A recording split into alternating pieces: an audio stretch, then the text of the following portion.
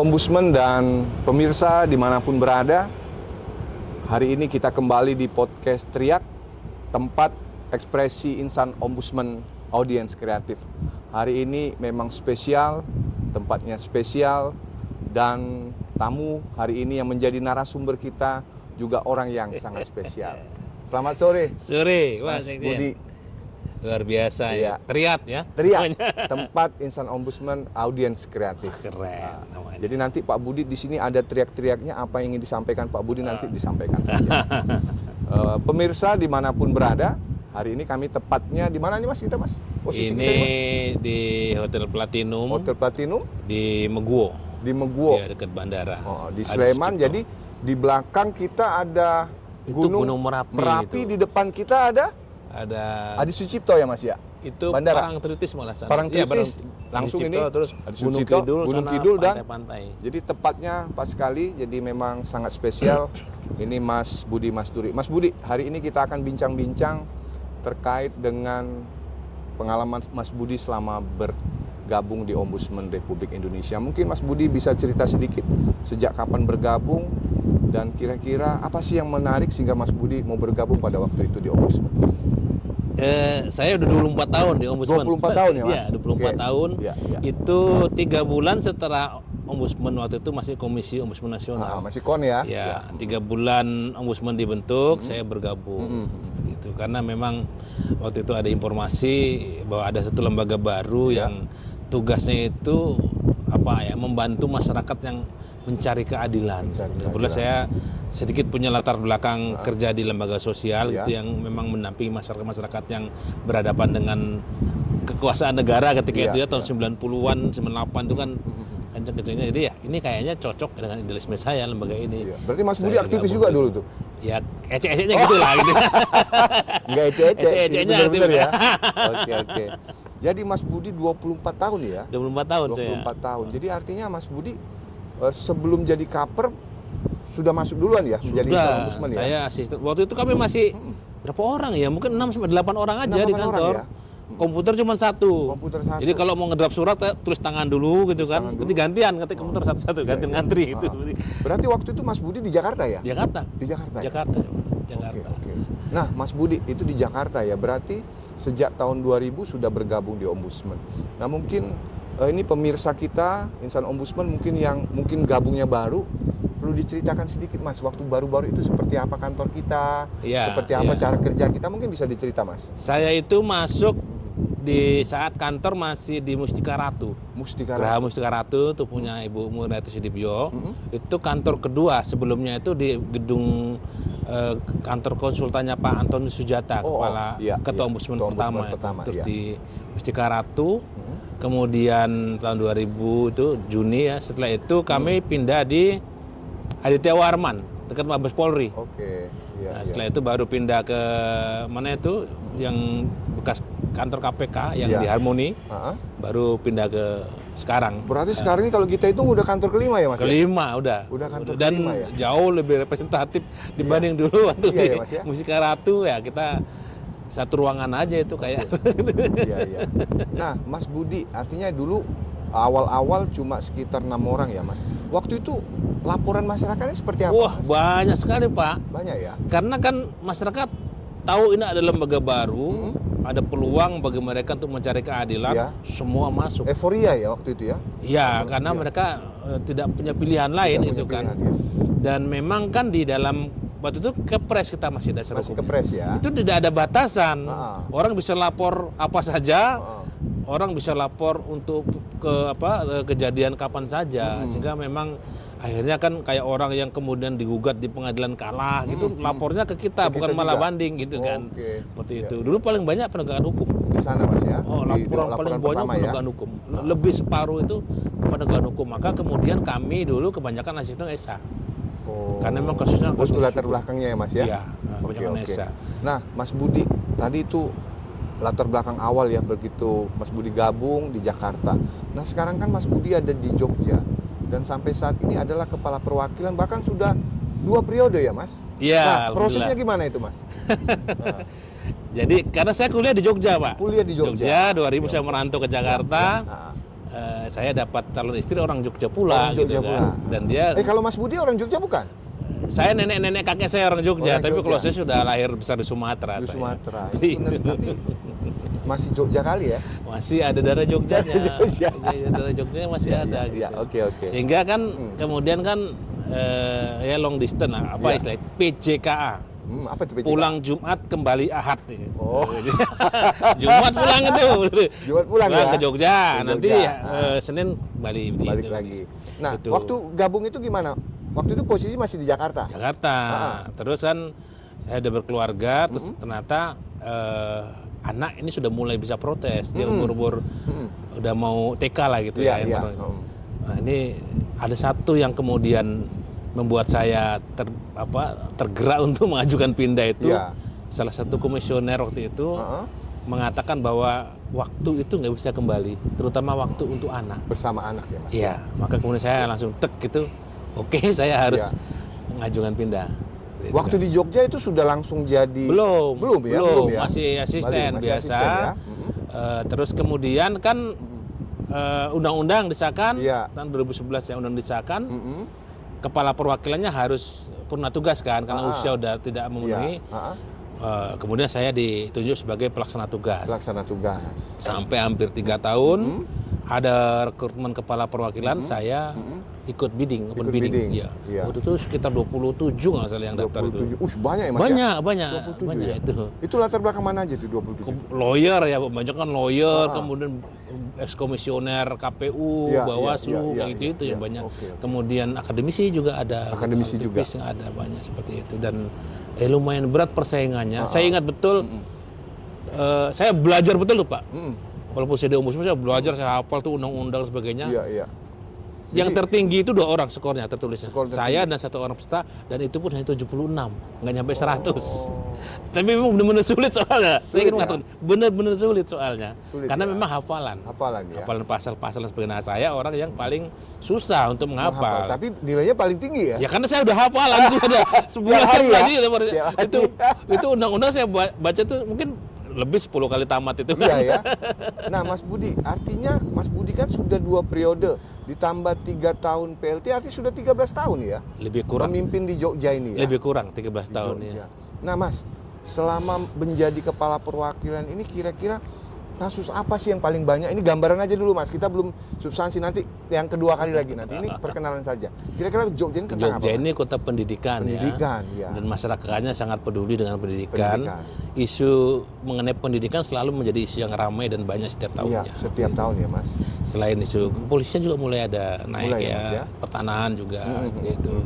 Dan yang menarik kemudian kalau dulu yang lapor-lapor kita kan orang-orang udah hopeless. Iya, iya. Tidak punya jalan lain kecuali lapor ke ombudsman gitu ya.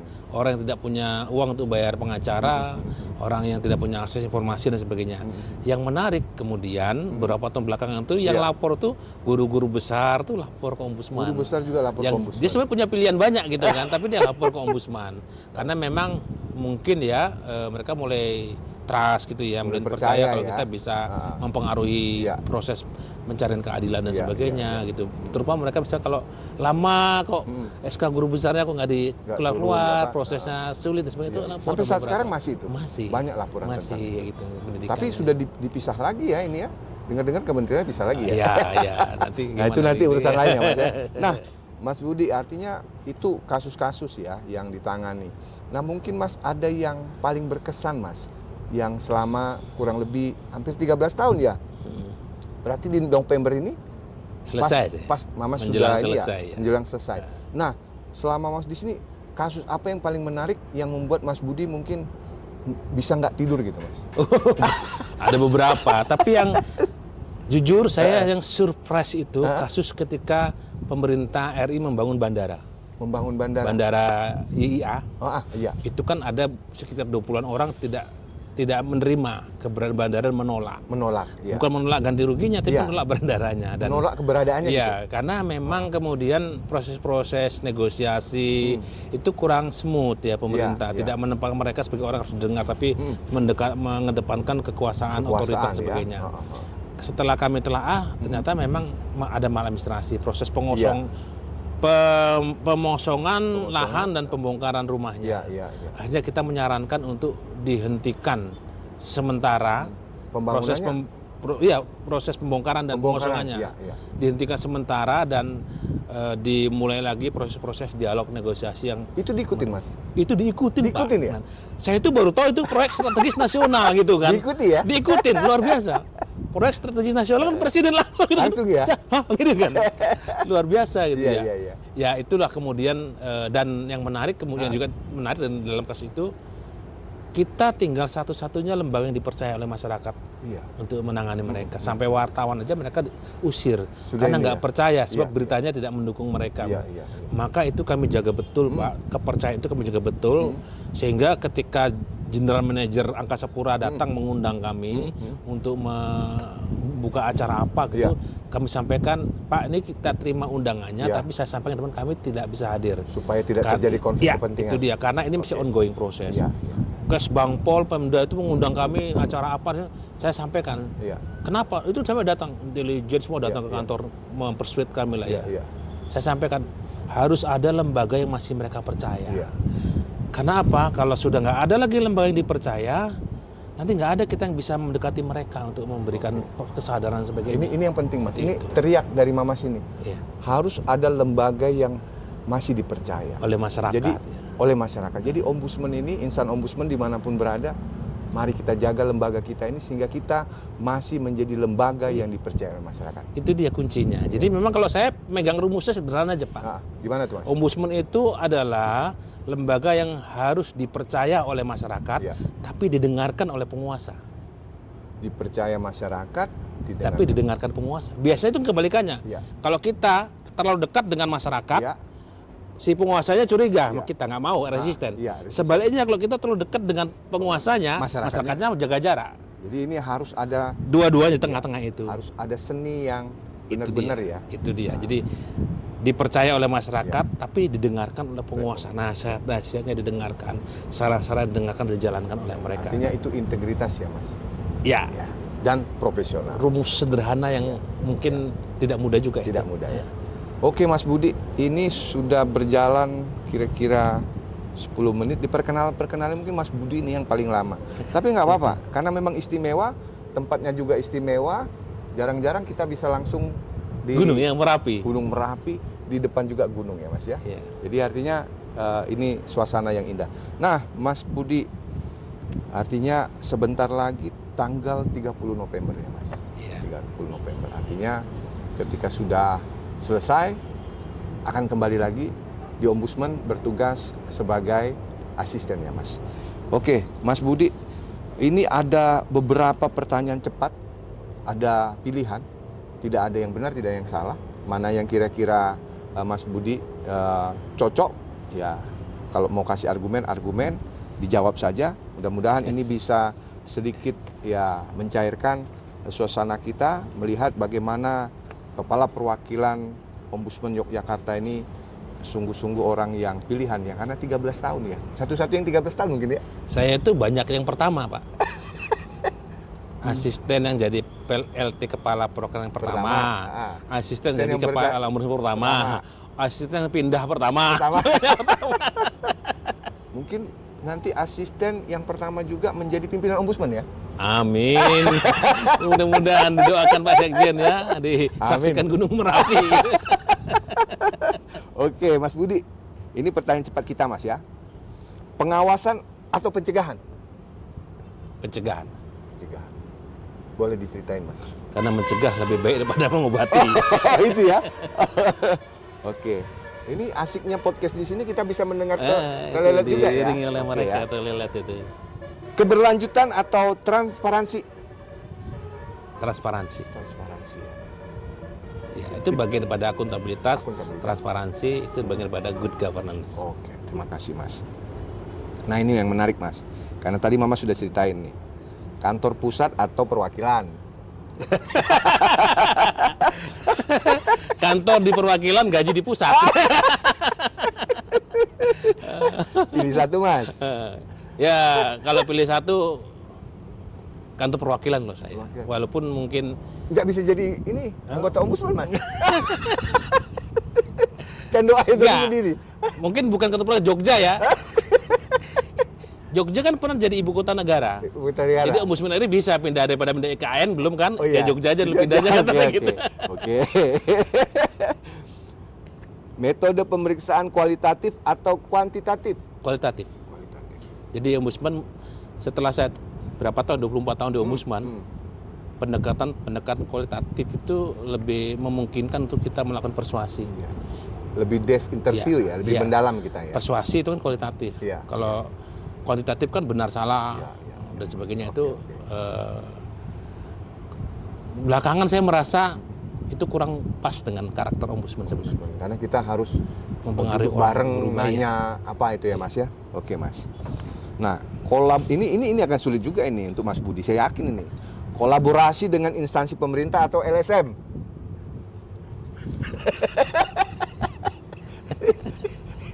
Kolaborasi harus semuanya itu. Tapi kalau harus suruh milih, saya memilih kolaborasi dengan lembaga masyarakat. Lembaga masyarakat. Ya? Karena apa? Hah? Karena yang perlu diedukasi, diberdayakan itu mereka. Mereka ya. Tapi itu tidak berarti kita menempatkan pemerintah atau birokrasi sebagai posisi yang berlawanan. Tidak harus. Oke. Seperti itu. Oke. Nggak apa-apa Mas, nggak ada yang salah ini Mas. Ya. Temuan maladministrasi atau temuan tanpa maladministrasi? Temuan administrasi. Karena itu misi dari sebuah investigasi itu menemukan maladministrasi. Ya? Iya. Oke. Maka kalau kami di Jogja pasti nggak akan pernah dapat predikat baik dalam hal cepat-cepat menyelesaikan laporan. Oh. Karena saya harus menemukan itu. Harus mendalam tadi ya. Kalau asisten mengatakan nggak ketemu, cari sampai ketemu. Gawat juga ini ya. Keadilan sosial atau administrasi publik? Keadilan sosial. Keadilan sosial. Oke. Nah ini Mas, pertemuan langsung atau Zoom meeting? Langsung. Langsung ya. Langsung kalau saya. Oke, oke. Lebih Chemistry-nya lebih kena. lebih dapat gitu. ya. Oke. Nah, survei atau wawancara? Wawancara. Wawancara. Tapi dengan catatan wawancara yang terbuka elaboratif ya. Elaboratif Bukan ya. tertutup. Iya, Bukan ya tidak. Oke. Oke. Perlindungan whistleblower anonimitas atau dukungan hukum? Ini maksudnya gimana? Ini ada dua pilihan. Mas pilih aja. Perlindungan whistleblower anonimitas atau dukungan hukum. Udah ngerti Mas? Oh, whistleblower lah. Nah, Karena kalau perlindungan hukum tuh nggak jamin juga si pemberi informasi akan terlindungi. itu ya. Oke. Makasih Mas. Nah ini LHP atau rekomendasi? Kalau produk air Ombudsman rekomendasi ya. Tapi sebaik-baiknya sebelum rekomendasi dituangkan sudah dijalankan oleh instansi. Artinya kalau bisa selesai ya Mas? Iya, LHP. Jadi rekomendasi kalau bisa yang terakhir ya? Iya. Yang terakhir sekali. LHP. Nah, ini pelatihan internal atau workshop eksternal? Pelatihan internal. Internal. Iya. Yang mendalam, metodenya variatif gitu ya. Kemudian continuously-nya keberlanjutannya terjaga. Keberlanjutan yang terjaga. Oke. Publikasi laporan atau media briefing? Media briefing akan lebih natural. Lebih natural ya? Nah, betul. Jadi gini, saya kan menerapkan low budget high impact. Ya. Kita kan tahu karena problem keterbatasan anggaran di perwakilan kan sedikit sekali uang dari sosialisasi. Iya. Maka dengan pemberitaan itu kita sosialisasi yang sangat efektif. Efektif ya. Dan itu bentuknya natural. Orang nggak perlu kita bicara Ombudsman adalah A, B, C, D, kurang aja lah itu.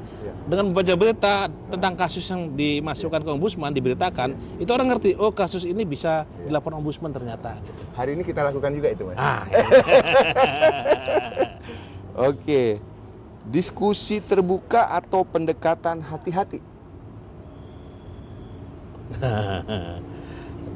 Pendekatan hati-hati akan lebih bisa diterima oleh birokrasi biasanya. Karena tidak semua birokrasi itu mau kalau dibuka langsung. Ya. Gitu. Oke, kasih Mas. Nah ini Mas, ini juga ini. Teknologi baru atau metode tradisional?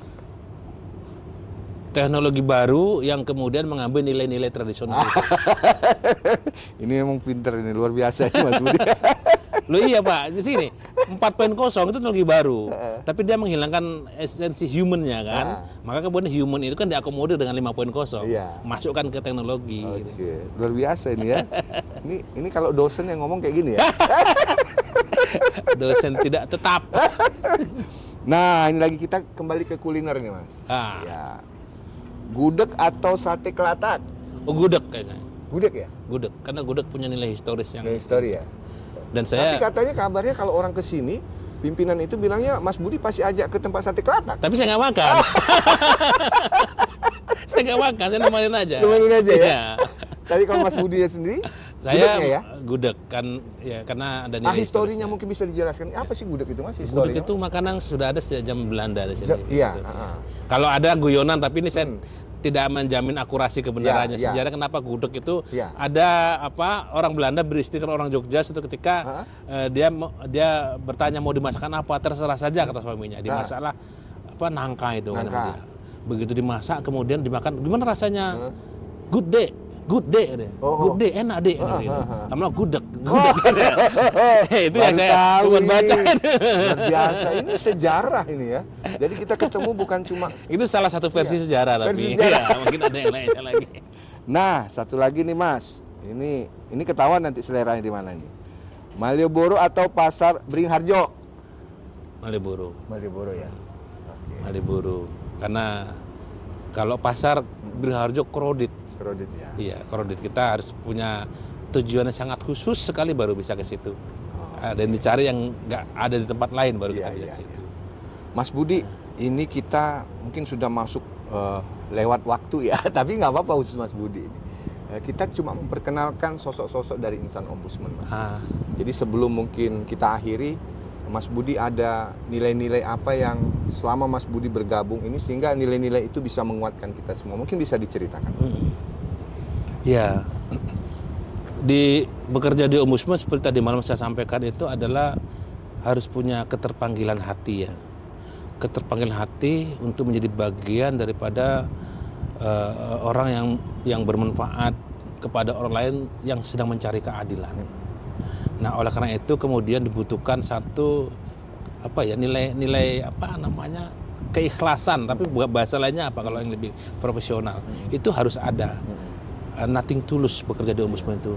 Saya tadi malam mengatakan kalau kita mau kaya jangan bekerja di ombudsman. Kalau kamu mencari uang jangan bekerja di ombudsman karena bukan ombudsman tempatnya nyari uang.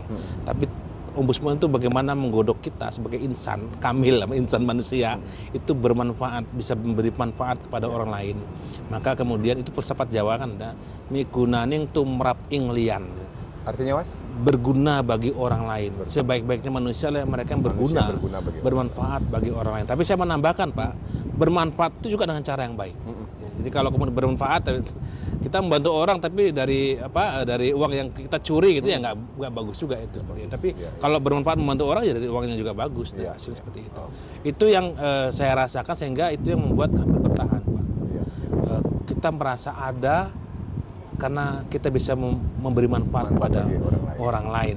Di samping tentu nilai-nilai integritas ya. Integritas itu penting sekali karena dulu kita ketika masih keputusan presiden itu kan tidak punya otoritatif apa-apa secara kelembagaan, tapi orang memberikan apresiasi, orang segan menghargai karena kita menjaga nilai-nilai integritas itu. Jadi suatu ketika ada pelapor yang datang ke sebuah instansi publik lah, penegak hukum gitu kan, membawa surat ombudsman. Apa ini surat ombudsman kata si petugasnya? Nggak ada pengaruhnya apa ini Pak di sini seperti itu. Lalu dia mengatakan, tapi saya bangga Pak, saya dapat surat ini, saya tidak keluar uang sepeser pun, bahkan petugas saya makannya dia nggak mau. Tidak seperti di sini. Saya minta lembar kertas saya harus keluar uang banyak seperti itu. Ya? Itu disampaikan ya? Iya disampaikan. Jadi itu kekuatan ombudsman di situ sebenarnya. Kekuatan integritas yang kemudian kita konsisten pegang, kemudian terceritakan, tersampaikan, dan itu disegani oleh instansi. Instansi kalau mau menerima saran kita, dia akan melihat bagaimana integritas kita. Ini pasti sarannya dibikin dengan tulus. Tidak punya tendensi, tidak punya kepentingan, maka harus kita jalankan. Kira-kira begitu salah satu. Baik, Mas Budi, ini dalam sekali ya, insan ombudsman dan pemirsa dimanapun berada.